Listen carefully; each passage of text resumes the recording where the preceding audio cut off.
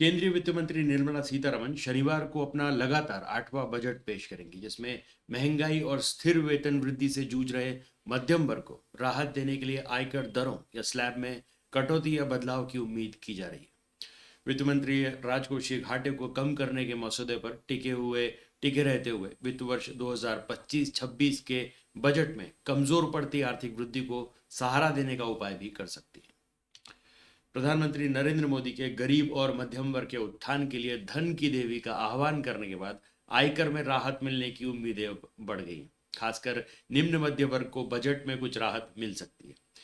Deloitte India की अर्थशास्त्री रुमकी मुजुमदार ने कहा कि पहली तिमाही के आंकड़े निजी खपत में उल्लेखनीय वृद्धि और निवेश गतिविधियों में मामूली सुधार की ओर इशारा करते हैं। आगे उन्होंने कहा कि भारत में चुनाव संपन्न होने के साथ अनुमान है कि सरकारी खर्च बढ़ेगा, जिससे आगामी तिमाहियों में वृद्धि को समर्थन मिलेगा।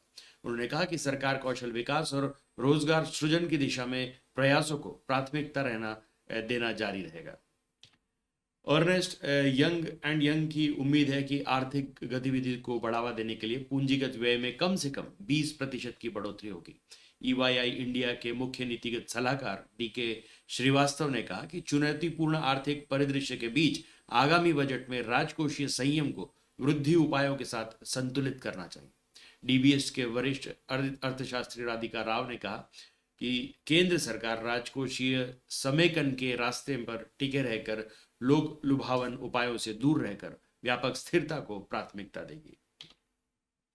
वित्त मंत्री निर्मला सीतारमण ने शुक्रवार को नरेंद्र मोदी सरकार के तीसरे कार्यकाल के पहले पूर्ण बजट को अंतिम रूप दिया। उम्मीद है कि इसमें मध्यम वर्ग की कर कटौती की आकांक्षा और वृद्धि को बढ़ावा देने के लिए अर्थव्यवस्था की जरूरतों के बीच संतुलन स्थापित किया जाएगा। सीतारमण 1 फरवरी को रिकॉर्ड 8वां लगातार बजट पेश करेंगे। बजट के राजकोषीय रूप के विवेकपूर्ण होने के साथ साथ इसमें कमजोर पड़ती आर्थिक वृद्धि को सहारा देने तथा उच्च कीमतों को स्थिर वेतन वृद्धि से जूझ रहे मध्यम वर्ग पर बोझ कम करने के उपाय शामिल होने की उम्मीद है।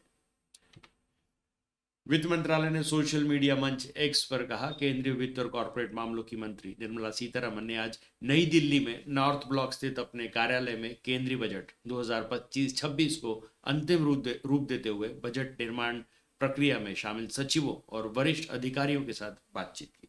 बैठक में वित्त राज्य मंत्री पंकज चौधरी ने भी हिस्सा लिया। यह बजट ऐसे समय आया है जब चालू वित्त वर्ष में सकल घरेलू उत्पाद जीडीपी की वृद्धि दर घटकर 4 साल के सबसे निचले स्तर 6.4% पर आने का अनुमान है।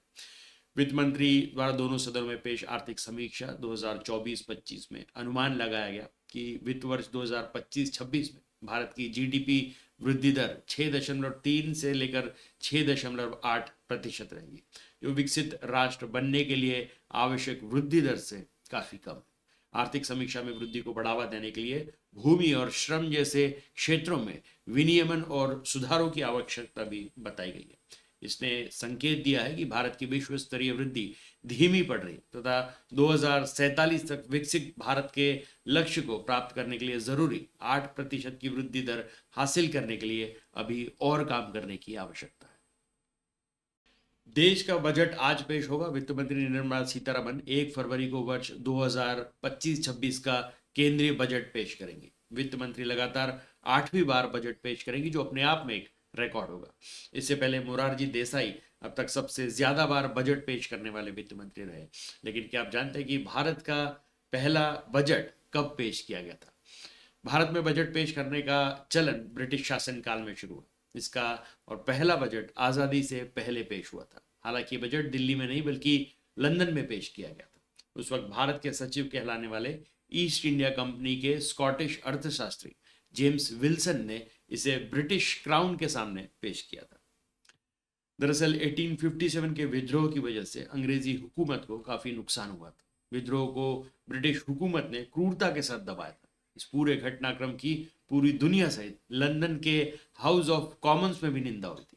1857 के विद्रोह के बाद सरकार को हुए नुकसान की भरपाई के लिए भारत में एक कर प्रणाली लागू करने का खाका खींचा गया। ज्यादा उगाही के लिए नई कर प्रणाली लागू करने का प्रस्ताव रखा गया।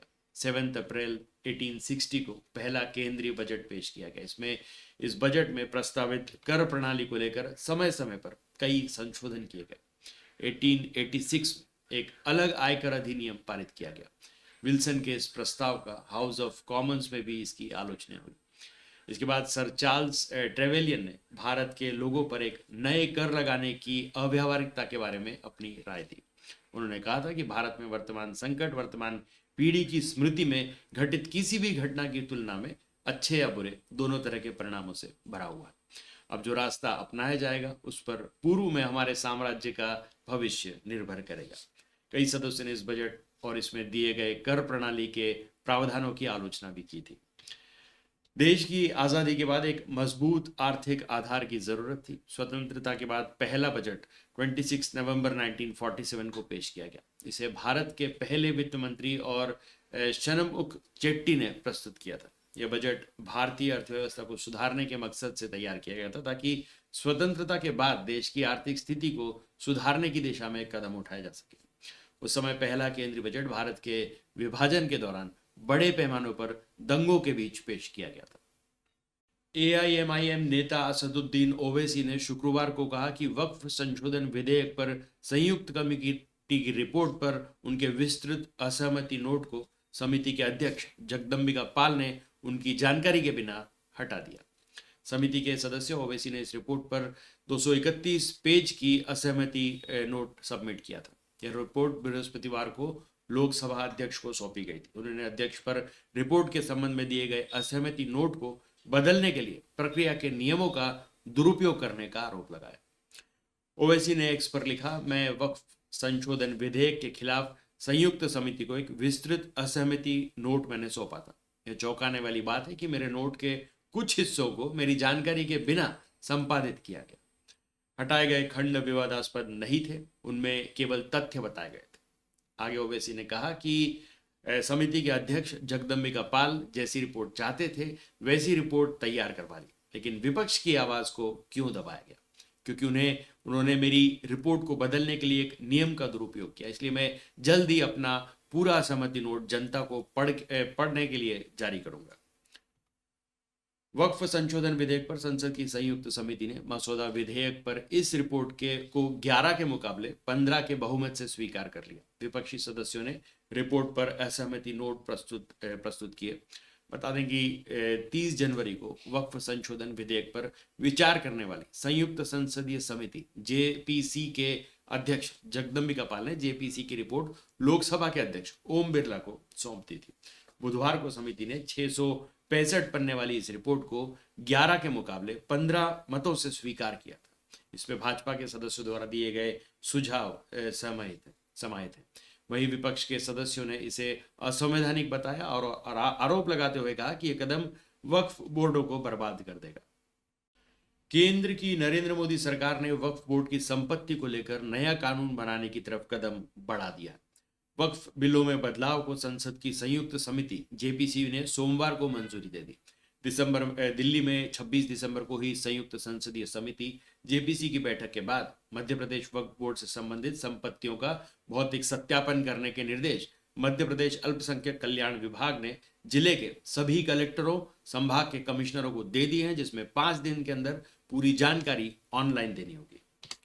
दरअसल इस्लाम में वक्फ बोर्ड का मतलब होता है इस्लाम को मानने वाले किसी व्यक्ति द्वारा चल अचल संपत्ति को मुस्लिम कानून द्वारा धर्मार्थ कृतिक या पवित्र कार्य के रूप में मुस्लिम समाज के हित के लिए समर्पित करना। इसमें मुस्लिम समाज के लिए मस्जिद, मदरसे, कृषि भूमि, कब्रिस्तान, ईदगाह, यतीम खाने की जगह शामिल होती। लेकिन वक्फ के साथ धीरे धीरे इन जमीनों की गलत तरीके से शक्तिशाली लोगों द्वारा कब्जे में लेकर उनका गलत इस्तेमाल किया गया। नरेंद्र मोदी सरकार के मुताबिक वक्फ की जमीनों को बेचा इस्तेमाल को रोकने, कब्जे से बचाने, जमीनों को गैर कानूनी तरीके से बेचने से के लिए ये कानून लाया गया है। मध्य प्रदेश वक्फ बोर्ड के अध्यक्ष डॉक्टर सनवर पटेल की माने तो वक्फ बोर्ड प्रदेश भर में 15,000 से ज्यादा संपत्तियां हैं, जिसमें 90% जमीन पर उनका कब्जा है। सरकार के आदेश के बाद वक्फ बोर्ड की संपत्ति का भौतिक सत्यापन शुरू कर दिया गया है। मध्य प्रदेश वक्फ बोर्ड के अध्यक्ष के मुताबिक राज्य की अरबों रुपए की कीमत की लगभग 15,000 भौतिक संपत्तियां भौतिक सत्यापन के बाद बिल के असर में आएंगी। इनके उनके आंकड़ों के मुताबिक 90% कब्जे वाली संपत्तियां अगर बाहुबलियों से वक्फ बोर्ड वापस लेगा तो इसका असर सियासत पर भी होगा, क्योंकि मामला सीधे मुस्लिम वोट बैंक से जुड़ा हुआ है। कांग्रेस के मुस्लिम विधायक आरिफ मसूद कहते हैं कि यह बिल वक्फ के हित के लिए नहीं बल्कि चंद लोगों के फायदे के लिए लाया जा रहा है। हालांकि सत्तारूढ़ दल बीजेपी के जिम्मेदार नेताओं ने वक्फ बोर्ड की संपत्ति के भौतिक सत्यापन को जायज बताया। बीजेपी विधायक रामेश्वर शर्मा के मुताबिक वक्फ की संपत्ति का भौतिक सत्यापन करना सरकार का एक बहुत बड़ा कदम है। विधायक रामेश्वर शर्मा ने कहा कि वक्फ बोर्ड की प्रॉपर्टी पर जो चिल्ला रहे, चाहे वह कांग्रेसी हो या हैदराबाद के ओवैसी, सभी का वक्फ बोर्ड की संपत्ति पर कब्जा होगा। इसके चलते गरीब मुसलमान का हक मारा जा रहा है। अगर यह संपत्ति वक्फ बोर्ड के पास वापस आएगी तो गरीबों को मकान मिलेगा और शिक्षा मिलेगी। सरकार के आदेश के बाद राजस्व विभाग के जरिए संभाग आयुक्त कलेक्टरों के जरिए अतिक्रमण, नामांतरण, हस्तांतरण, अलगाव, विक्रय, संपत्ति, पट्टा, किराया, शासकीय भूमि सहित अन्य की जानकारी जुटाई जा रही है। इसके बाद वक्फ संपत्तियों का राजस्व रिकॉर्ड एवं मौके पर भौतिक सत्यापन वस्तु स्थिति पोर्टल पर ऑनलाइन किया जाएगा। इससे वक्फ संपत्ति की वर्तमान स्थितियों का खुलासा हो सकेगा। महाराष्ट्र के पालघर जिले के शिवसेना के अध्यक्ष अशोक घोडी के लापता होने के 12 दिन बाद उनका पता चल चुका है। गुजरात के भिलाड़ के पास स्थित सरीगाम में एक बंद पत्थर खदान में उनकी कार समेत शव मिलने के इलाके से हड़कंप मच गया है। विधानसभा संगठक अशोक घोडी का अपहरण कर हत्या किए जाने का मामला शुक्रवार 31 जनवरी को सामने आया। वह 12 दिनों से लापता थे और अंततः उनका शव गुजरात के सरीगाम में उनके वाहन के पिछले हिस्से में रस्सी से बंधी हुई अवस्था में मिला। उनके भाई अविनाश धोड़ी के पुलिस हिरासत से फरार होने के कारण पारिवारिक विवाद या पुरानी दुश्मनी के चलते हत्या की आशंका जताई जा रही है। जांच के दौरान ये चौंकाने वाला तथ्य सामने आ रहा है कि इस अपराध के पीछे मृतक के सगे भाई या किसी करीबी परिजन का हाथ हो सकता है। पुलिस ने तीनों संदिग्धों को हिरासत में लेकर जांच शुरू कर दी, लेकिन अविनाश धोड़ी और एक अन्य आरोपी हिरासत से फरार हो गए। इस वजह से आशंका बढ़ गई है कि अशोक घोड़ी की हत्या साजिश के तहत की गई है।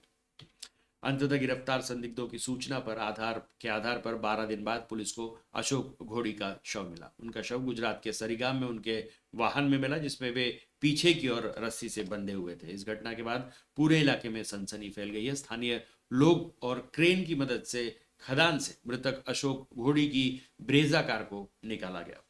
अशोक घोड़ी के परिवार ने दोषियों के खिलाफ कड़ी कार्रवाई की मांग की।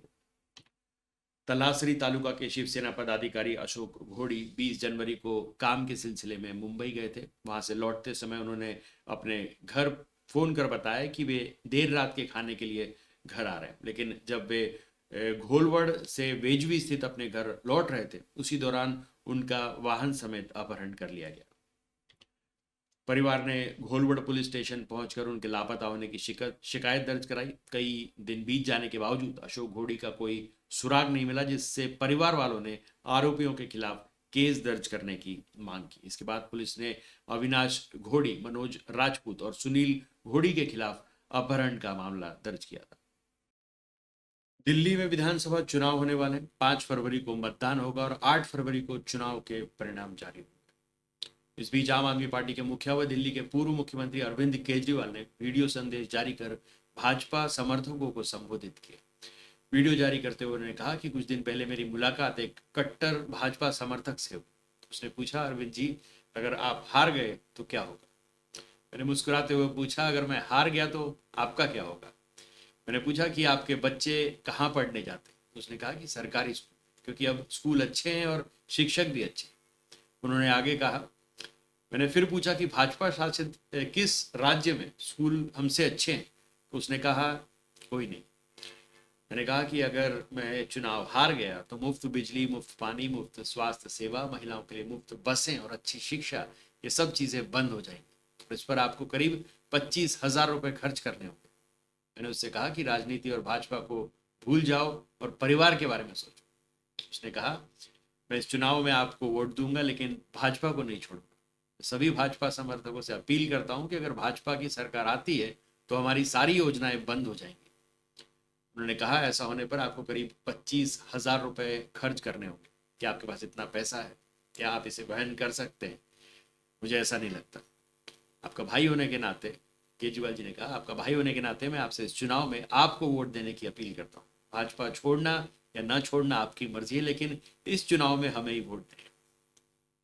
बता दें कि इस बीच आम आदमी पार्टी के 7 विधायकों के बाद अब 8वें विधायक ने भी इस्तीफा दे दिया। दरअसल मादीपुर सीट से आम आदमी पार्टी के विधायक गिरीश सोनी ने इस्तीफा दे दिया।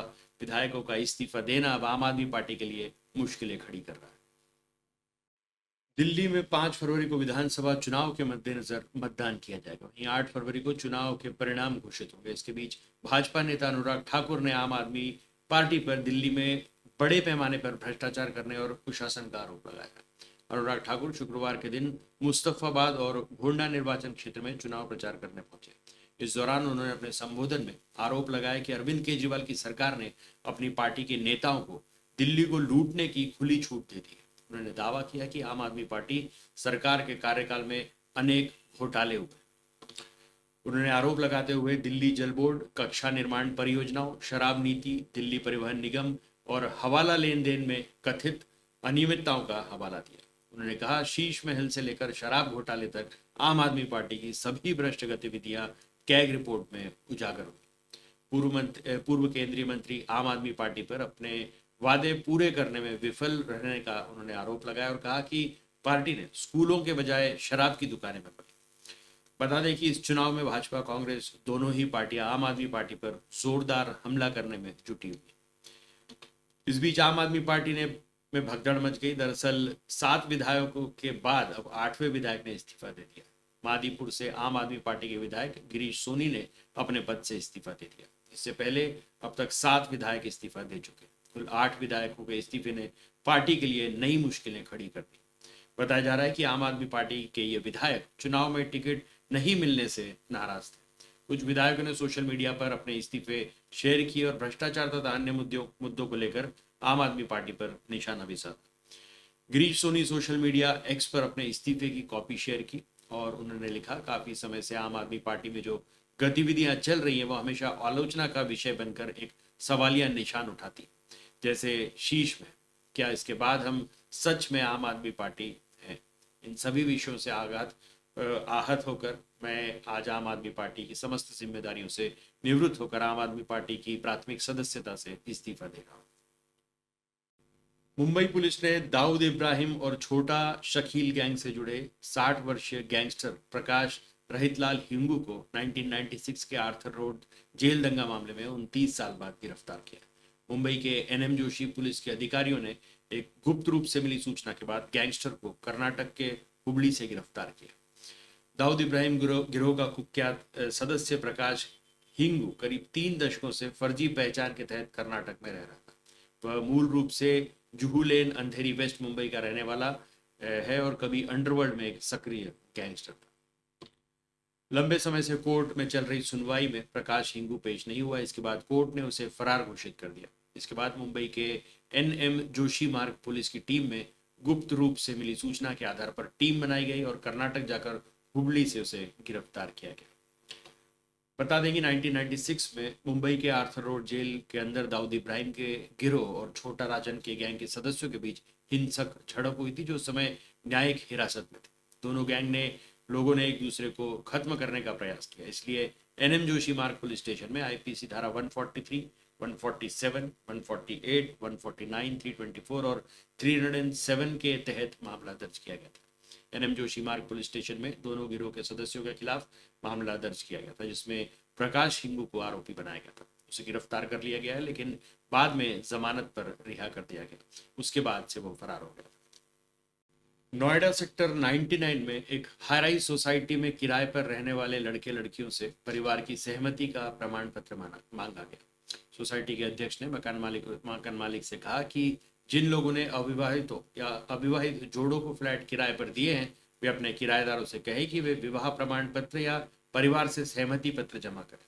यह कदम 23 वर्षीय लॉ स्टूडेंट की मौत के बाद उठाया गया, जो इस साल 11 जनवरी को सेक्टर 99 में सुप्रीम टावर सोसाइटी की 7वीं मंजिल से गिरकर मर गई थी। इस मामले की जांच चल रही है। Supreme towers apartment owners association के सचिव एस कुशवाहा ने कहा, ये बोर्ड की राय नहीं है। अध्यक्ष वीएन सुब्रमण्यम ने इसे खुद प्रसारित किया। सुप्रीम टावर सोसाइटी के अपार्टमेंट ओनर्स एसोसिएशन के अध्यक्ष वीएन सुब्रमण्यम ने 21 जनवरी को फ्लैट मालिकों को एक ईमेल भेजा, जिसमें उन्होंने सभी फ्लैट मालिकों से 31 जनवरी तक या उससे पहले एसोसिएशन के कार्यालय में उक्त दस्तावेज जमा करने को कहा। ईमेल में कहा गया है कि कुंवारे लोगों को किराए पर देने वाले फ्लैट मालिक को पता और परिवार के सदस्य की मंजूरी सहित विस्तृत जानकारी जमा करना सुनिश्चित करना चाहिए। अगर कुंवारे लड़के लड़की साथ रह रहे हैं तो उन्हें अपने परिवार से विवाह प्रमाण पत्र या औपचारिक स्वीकृति पत्र जमा करना होगा। ये उपाय सुरक्षा और सोसाइटी में सद्भाव बनाए रखने के लिए लागू किए गए। नाम न बताने की शर्त पर एक कर्मचारी ने कहा, कुंवारे लोग अपने माता पिता के फर्जी प्रमाण पत्र देते हैं और उसी आधार पर वे किराएदार बन जाते हैं। कुछ समय बाद दुर्घटनाएं हो जाती है। ये एक अच्छा निर्णय है क्योंकि इससे सोसाइटी में अनावश्यक उपद्रव रुकेगा। सोसाइटी में रहने वाले एलएलबी एक छात्र ने कहा, उन्होंने सुरक्षा जांच पर ध्यान देना चाहिए और रात में उपद्रव मचाने वालों को चेतावनी देनी चाहिए। इससे कुछ किराएदारों द्वारा मचाए जाने वाले अनावश्यक उपद्रवों में कमी आएगी और दूसरों पर भी इसका असर नहीं पड़ेगा। शांति से रहे। सोसाइटी के टावर 3 में रहने वाले एक अन्य छात्र ने कहा, इससे पहले भी कई घटनाएं हो चुकी। मैं अपने दोस्तों के साथ रहता हूं और नियमों का पालन करता हूं और मुझे कोई दिक्कत नहीं।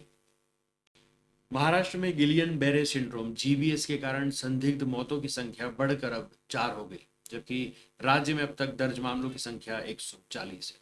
राज्य के स्वास्थ्य अधिकारियों ने यह जानकारी दी। गुरुवार को पिंपरी चिंचवड़ नगर निगम सीमा के यशवंत चौहान मेमोरियल अस्पताल में निमोनिया के कारण श्वसन तंत्र के आघात के कारण 36 वर्षीय एक व्यक्ति की मौत हो गई। चौथा संदिग्ध पीड़ित सिंह रोड के धायरी इलाके का 60 वर्षीय व्यक्ति रहा, जिसकी शुक्रवार को मौत हो गई। इस व्यक्ति को दस्त और निचले अंगों में कमजोरी के बाद 27 जनवरी को अस्पताल में भर्ती कराया गया था।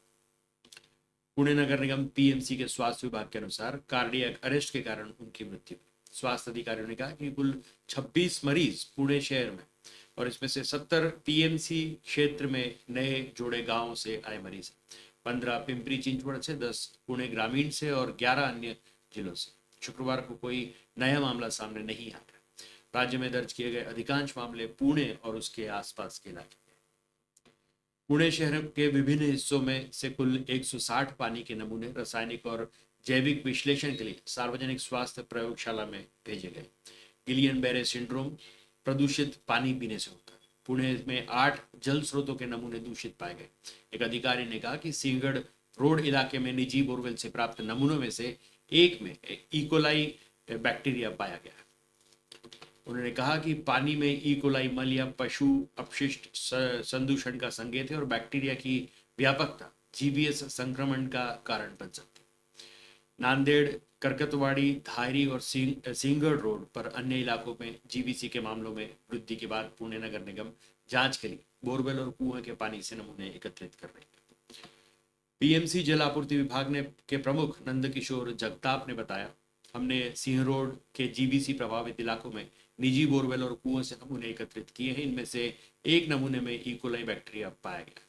जगताप ने बताया कि 2 दिन पहले निजी ट्यूबवेल और बोरवेल के संचालकों की एक बैठक हुई थी और उन्हें बैक्टीरिया को नियंत्रित करने के लिए पीएमसी द्वारा उपलब्ध कराए गए ब्लीचिंग पाउडर का उपयोग करने का निर्देश दिया गया था। कर्नाटक सरकार ने एक ऐतिहासिक फैसला लिया। राज्य सरकार मरीजों को सम्मानजनक मृत्यु का अधिकार प्रदान कर रही है। सुप्रीम कोर्ट के निर्देश को लागू करने वाला कर्नाटक पहला राज्य बन गया। 2023 में सुप्रीम कोर्ट ने अपने एक आदेश में बीमार रोगियों के लिए सम्मान के साथ मरने का अधिकार की इजाजत दे दी, जिनके ठीक होने की कोई उम्मीद नहीं या जीवन निर्वाह इलाज से लाभ नहीं हो रहा। यह आदेश राज्य के सभी सरकारी और निजी चिकित्सा संस्थानों में लागू होगा जहां ऐसे मरीज भर्ती।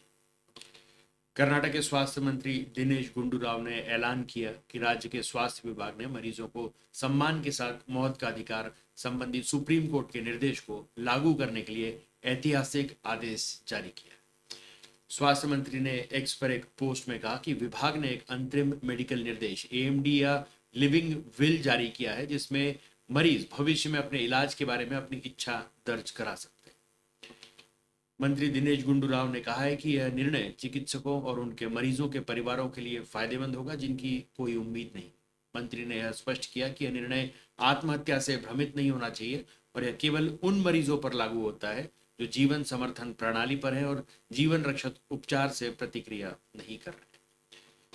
मंत्री ने यह भी बताया कि कर्नाटक ने एक पूर्व चिकित्सा निर्देश एडवांस मेडिकल डायरेक्टिव एएमडी पेश किया है, जो एक प्रकार का जीवित वसीयत जिसमें मरीज भविष्य में अपनी चिकित्सा उपचार संबंधी इच्छाओं को रिकॉर्ड कर सकता है।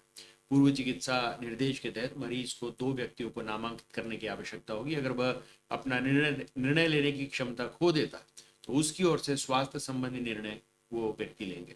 यह दस्तावेज चिकित्सा पेशेवरों को यह निर्णय लेने में सहायक होगा कि मरीज को किस प्रकार की चिकित्सा या उपचार चाहिए या नहीं। गुरुवार को जारी किए गए एक औपचारिक आदेश में राज्य सरकार ने कहा कि कोई भी न्यूरोलॉजिस्ट, न्यूरोसर्जन, सर्जन, एनेस्थेटिस्ट या इंटेंसिव केयर स्पेशलिस्ट जिसे मानव अंग और ट्रांसप्लांट अधिनियम 1994 के तहत उपयुक्त प्रभारी ने अनुमोदित किया हो, उसे जिला स्वास्थ्य अधिकारी ऐसी मौत को प्रमाणित करने के लिए चिकित्सा विशेषज्ञों के द्वितीय बोर्ड के सदस्य के रूप में नामित करेगा।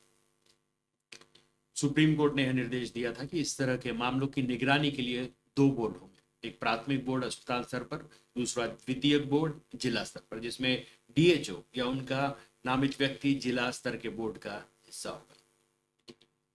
मुंबई के पीडी हिंदुजा नेशनल हॉस्पिटल और मेडिकल रिसर्च सेंटर के न्यूरोलॉजिस्ट डॉक्टर रूप गुरसाहनी सम्मानजनक मृत्यु के अधिकार के आंदोलन से जुड़े हुए। उन्होंने बताया कि कर्नाटक देश का पहला राज्य बन गया है जो असाध्य रोगियों के लिए सम्मानजनक मृत्यु की अनुमति दे रहा है। उन्होंने कहा कि गोवा, महाराष्ट्र और केरल ने कुछ नियम और निर्देश पारित किए हैं, लेकिन उनके प्रयास अभी अधूरे हैं। भारत ने जीरो कार्बन उत्सर्जन के लक्ष्य को हासिल करने के लिए आम बजट 2025 परमाणु ऊर्जा के लिए 1000 करोड़ रुपए के भारी भरकम बजट को जारी किया। पीएम मोदी ने जलवायु ऊर्जा परिवर्तन सम्मेलनों में बार बार भारत को ग्रीन हाउस ऊर्जा का हब बनाने का संकल्प जताया। प्रधानमंत्री की महत्वाकांक्षा भारत को एक परमाणु ऊर्जा संपन्न देश बनाना थी। इस दिशा में 2025 के बजट में मोदी सरकार ने अपना पहला कदम रख दिया। यह बजट देश में नए परमाणु ऊर्जा केंद्र बनाने और पुराने ऊर्जा केंद्रों की क्षमता बढ़ाने के लिए काम आएगा। मौजूदा समय में परमाणु ऊर्जा भारत के लिए विद्युत का 5वां सबसे बड़ा स्रोत है। देश भर में कुल 7 विद्युत संयंत्र है, जबकि 22 से अधिक नाभिकीय रिएक्टर है जो 6780 मेगावाट नाभिकीय ऊर्जा का उत्पादन करते हैं। इसके अलावा जनवरी 2021 में काकरा पार नाभिकीय ऊर्जा कैप 3 को भी ग्रिड से जोड़ दिया। दबाव युक्त भारी जल रिएक्टर की संख्या 18 है और 4 हल्के जल रिएक्टर, जिन्हें LWRs भी कहते हैं, वो मौजूद है। सरकार ने भारत के परमाणु कार्यक्रम को बढ़ाने के लिए सार्वजनिक उपक्रमों के साथ संयुक्त उद्यमों को भी अनुमति दी। नतीजतन nuclear power corporation of India NPCIL अब national thermal power corporation limited NTPC और इंडियन ऑयल कॉर्पोरेशन लिमिटेड के साथ 2 संयुक्त उद्यमों पर काम कर रहा है। भारत में परमाणु बिजली घर के लिए 20,000 करोड़ का बजट दिया गया। देश में 5 नए परमाणु बिजली घर बनाने का ऐलान किया गया। भारत लगातार अपने परमाणु प्रतिष्ठानों का विस्तार कर रहा है। भारत यूरेनियम 233 का उपयोग कर दुनिया का पहला थोरियम आधारित नाभिकीय संयंत्र, जिसे भवानी कहते हैं, तमिलनाडु के कल्पक्कम में स्थापित कर रहा है। यह संयंत्र पूरी तरह स्वदेशी होगा और अपनी तरह का पहला संयंत्र होगा। कल्पक्कम में प्रायोगिक थोरियम संयंत्र, जिसका नाम कामिनी है, वो पहले से मौजूद है।